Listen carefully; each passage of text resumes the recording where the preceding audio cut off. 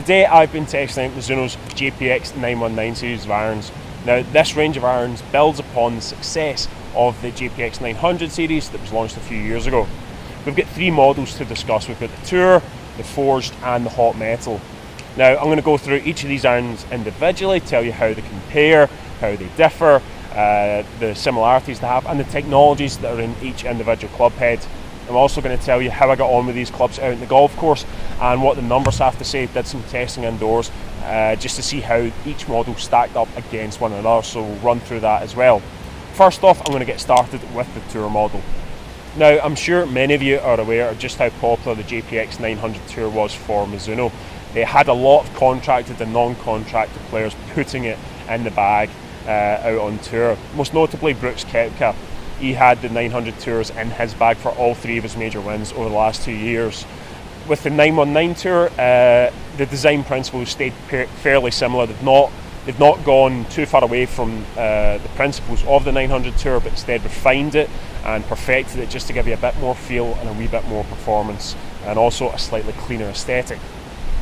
So in terms of technology, all three heads in the 919 series feature slightly different construction. The Tour, it's forged from 1025 carbon steel, and it features Mizuno's grain flow forged HD process.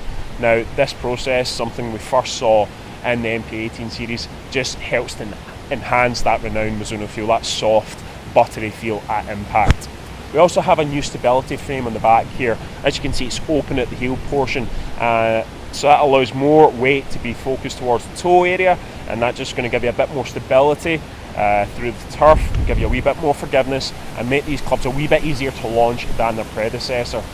Also, we've got a refined look. We've got a new pearl brush chrome plated finish here, so it's a very clean aesthetic. It's fairly similar to the MP18 in terms of just how clean and uniform it looks, and we also have a thinner top line. The top line in these irons is about 10% thinner, so that matches the top line and the grinds that were most commonly requested by the Tour players. If you consider yourself a bit of a ball striker, then this is going to be the model for you. It's got the most compact shape of the three. It's going to give you the greatest level of feel. You're really going to be able to control your ball flight and your distances with this model. If you're looking for some more forgiveness, then one of the other two will probably suit you best, but certainly the compact shape, the great level of feel, this is one for the low handicap golfers, for those looking for maximum feel and maximum control. Now on to the Forged model. We have a slightly different construction method here. The Forged uses boron infused steel in its forging process. This just makes the head slightly stronger, so it gives the engineers at Mizuno a bit more leeway in terms of what they can do with this club head. We've got a reverse CNC milled club face. That just means the face is going to be as thin as possible across a wider area to give you maximum ball speed and a high COR. That thinner face has also saved some weight, which you can then move lower to give a low centre of gravity to give you a higher launch. Now that lower CG combines with the stability frame to make those mid to long irons really easy to get up in the air. It's going to be a very forgiving club head. Although it's going to be faster, more forgiving, it still retains a great level of feel. Like the Tour model and the MP18s, it features grain flow forged HD, so you're going to get that Mizuno feel through the ball. It's going to be nice and soft. It's going to give you that forged feel. This model, it's an all-rounder in terms of performance. You know, it's compact, or relatively compact. It gives you a nice soft feel, but it's also going to give you the distance and the forgiveness that sort of, you know, low to mid and even high handicappers would look for. So it's an iron that would fit in most people's bags, plus you're getting that soft feel and that nice compact shape along with the performance it delivers. Last but by no means least, we have the Hot Metal model. Made from high strength chromoly, this one is going to give you maximum forgiveness and maximum distance. We have a new multi-thickness face that's going to give you an astonishing level of ball speed, and that then combines with the larger shape and larger profile and the new stability frame to give you plenty of forgiveness, a higher launch, and make these clubs really easy to hit. Now, although it's an out-and-out game improvement iron, it's going to give you a great level of feel. We've got new re-engineered sound ribs just to help enhance that feel, and again that will combine with the stability frame just to give you a bit more feel and a bit more of a pleasing sound at impact. Now, although it is a game improvement iron, When you first pick up this thing, you probably won't expect it to deliver the kind of performance it does. For an iron in this category, it looks stunning.